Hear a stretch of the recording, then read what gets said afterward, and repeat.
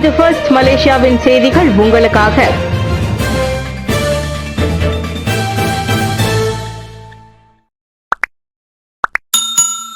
பிப்ரவரி 7 சோகோ வளாகத்தில் பேரணியா, போலீசில் புகார் செய்ய RSN ராயர்.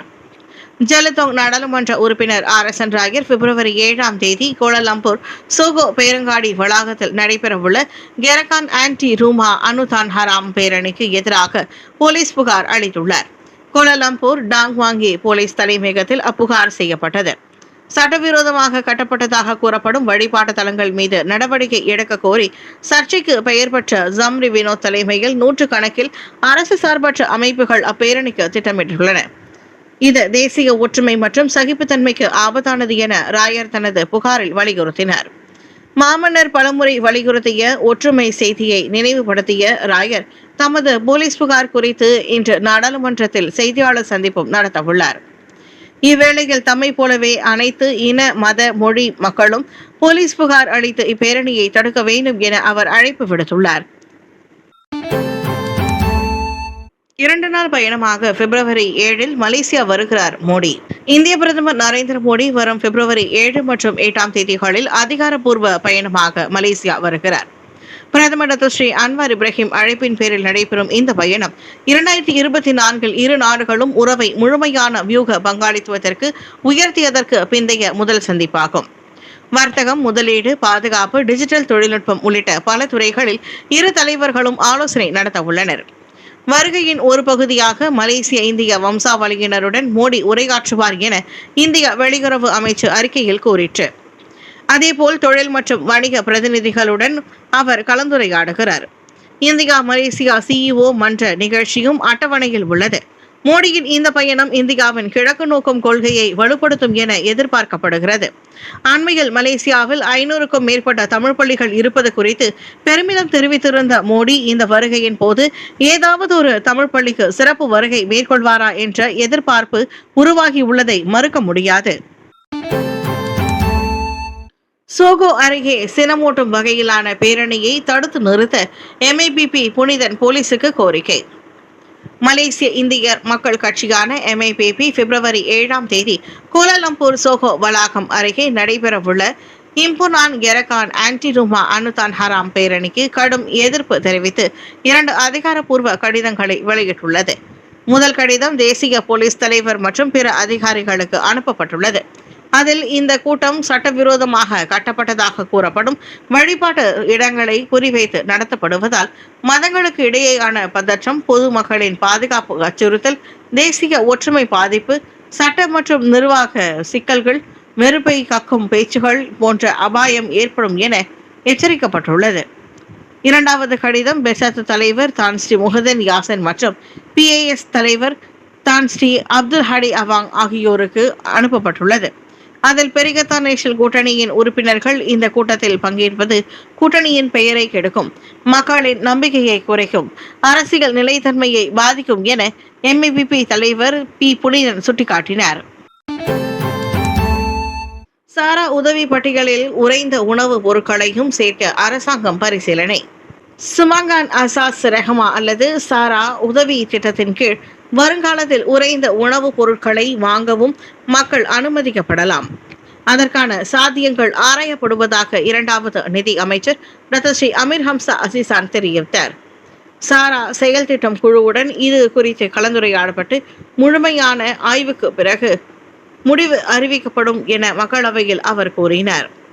தற்போது சாரா திட்டத்தின் கீழ் அரிசி, ரொட்டி, முட்டை, சமையல் எண்ணெய், பிஸ்கட் மற்றும் டின்களில் அடைக்கப்பட்ட உணவுப் பொருட்கள் போன்ற அத்தியாவசிய பொருட்களை மக்கள் மைகார்டு மூலம் வாங்கி முடிகிறது. உணவுப் பொருட்களை உறைந்த உணவுப் பொருட்களையும் பட்டியலில் சேர்ப்பதன் மூலம் குறைந்த வருமானம் பெறும் குடும்பங்களுக்கு அதிகமான தேர்வுகள் கிடைக்கும் என்றும் அவர்களின் உணவு தேவைகள் மேலும் சிறப்பாக பூர்த்தி செய்யப்படும் என்றும் எதிர்பார்க்கப்படுகிறது. PTPTN கடனுதவியில் ஏழை மாணவர்களுக்கே முன்னுரிமை, பிரதமர் அன்வார் திட்டவட்டம். அரசாங்கம் குறைந்த வருமானம் கொண்ட குடும்பங்களை சேர்ந்த மாணவர்களுக்கே PTPTN கடனுதவியில் முன்னுரிமை வழங்கி வருவதாக பிரதமர் ஸ்ரீ அன்வார் இப்ராஹிம் கூறியுள்ளார். கல்வி கடன் சுமை தற்போது 10 பில்லியன் ரிங்கிட் அளவிற்கு உயர்ந்துள்ளதை அவர் சுட்டிக்காட்டினார். தனியார் பல்கலைக்கழகங்களில் முதல் வகுப்பில் தேர்ச்சி பெறும் மாணவர்களுக்கும் PTPTN கடனை திரும்பி செலுத்துவதில் விலக்கு வழங்கப்படுமா என்ற கேள்விக்கு பதிலளித்த அன்வார் அது தற்போது பரிசீலனையில் இருப்பதாக கூறினார். இருப்பினும் ஏழை குடும்பங்களை சேர்ந்த மாணவர்களை பாதிக்கும் அவசர பிரச்சினைகளுக்கு முதலில் தீர்வு காணப்படுவதாக அவர் தெரிவித்தார். கல்வி வாய்ப்புகளையும் எவ்வளவு மலிவாக கொடுக்க முடியுமோ அவ்வளவு மலிவாக கொடுக்க வேண்டும். முடிந்தால் உதவி தேவைப்படும் அனைத்து உரிய வசதிகளை நாம் தர வேண்டும். ஆனால் கல்வி கடன் சுமையையும் அரசாங்கம் கருத்தில் கொள்ள வேண்டி இருப்பதாக ஸ்தாபாக்கில் உள்ள தார் UMT பல்கலைக்கழகத்தில் தான் தெமு அன்வார் கலந்துரையாடலில் பங்கேற்பது போன்று அன்வார் சொன்னார். சிறையில் படித்து PhD பெற்ற முன்னாள் கைதி ஸ்லாங்கூர் சுல்தானை நேரில் சந்தித்தார். மலேசிய வரலாற்றில் புதிய சாதனை படைத்த முன்னாள் கைதியான டாக்டர் மாலிக் யாத்தம் நேற்று ஸ்லாங்கூர் சுல்தான் ஷரஃபுடின் இட்ரிஸ் அவர்களை நேரில் சந்தித்து அரிய வாய்ப்பை பெற்றார். சுமார் 1 மணி நேரம் நீடித்த இந்த சந்திப்பு உணர்ச்சி நிறைந்த சூழலில் நடைபெற்றது. ஒரு கட்டத்தில் நிகழ்ச்சியின் மிகுதிகள் டாக்டர் மாலிக் சுல்தானை ஆற தழுவி கண்ணீர் விட்டார். தம்மிடம் இருந்து முழு அரச மன்னிப்பு பெற்ற முன்னாள் கைதி ஒருவரை ஸ்லாங்கூர் சுல்தான் நேரில் சந்தித்தது இதுவே முதல் முறையாகும். டாக்டர் மாலிக் சிறைவாசம் அனுபவித்துக் கொண்டிருந்த காலத்தில் படித்து முனைவர் பட்டம் பெற்ற மலேசியாவின் முதல் நபர் ஆவார். அவர் 24 ஆண்டுகள் தடையில்லா அரசு தண்டனையை அனுபவித்து 2024 டிசம்பர் 11ஆம் தேதி விடுதலை செய்யப்பட்டார். 14 வயதில் தண்டனை அனுபவிக்க தொடங்கிய மாலிக் காஜாங் சிறையில் கல்வி பயின்று தற்போது 39 வயதில் வணிக நிர்வாகத்தில் முனைவர் பட்டம் பெற்றுள்ளார். இந்த சந்திப்பின் போது சிறையிலிருந்து வெளியான பிறகான அவரது வாழ்க்கை முன்னேற்றம் மற்றும் எதிர்கால திட்டங்கள் குறித்து சுல்தான் விவரித்தார். டாக்டர் மாலிக்கின் வாழ்க்கை பயணத்தில் மனம் மகிழ்ந்த சுல்தான் அவருக்கு 2வது வாய்ப்பு வழங்க வேண்டும் என கருத்து தெரிவித்தார். மக்களவையில் அல்லாமுதில்லா சொல்லை பயன்படுத்திய ஞாங்கோர்மி எதிர்க்கட்சி MP விமர்சனம்.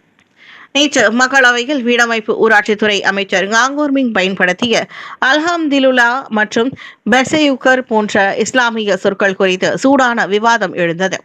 எதிர்க்கட்சிக்கான பாஸ் MP சிதி சைலா யூசுப் தொடர்ந்து இஸ்லாமிய சொற்களை பயன்படுத்துவதை கேள்வி எழுப்பினார். அல்லாமுதல்லா என்பது அல்லாவை புகழும் சொல், வெறும் நன்றி சொல்லும் வார்த்தை அல்ல. எனவே மாற்று மதத்தவர் அவற்றை பயன்படுத்தினால் அவை உறுப்பினர்களை குழப்புவதற்கு அது சமம் என ஜைலா சுட்டிக்காட்டினார். அதற்கு பதிலளித்த அமைச்சரோ இந்த சொற்கள் அரபு மொழியில் நன்றி என்ற அர்த்தம் கொண்டவை என்றும் எனவே பிரிவினையை தூண்டும் விவாதங்களில் கவனம் செலுத்த வேண்டாம் என்றும் கேட்டுக்கொண்டார். விவாதம் சூடு பிடிக்கவே ஞாங்கோர்மிங்கை தற்காக்கும் வகையில் அரசாங்கம் ஆதரவு MPக்கள் தலையிட்டனர். ஷா அலாம் உறுப்பினர் அஸ்லி யூசுப் குறுக்கிட்டு அரபு நாடுகளில் முஸ்லிம் அல்லாதவர்களும் இத்தகைய சொற்களை பயன்படுத்துவதாக கூறினார். எனவே ஒரு முஸ்லிம் ஆகிய தமக்கு ஞாங்கோர்மிங் இவ்வாறு சொல்வதை கேட்டு உள்ளபடியே மகிழ்ச்சி எனவும் ஒரு நாள் இஸ்லாத்தை அவர் ஏற்றுக்கொள்வார் என்றும் அஸ்லி நம்பிக்கை தெரிவித்தார்.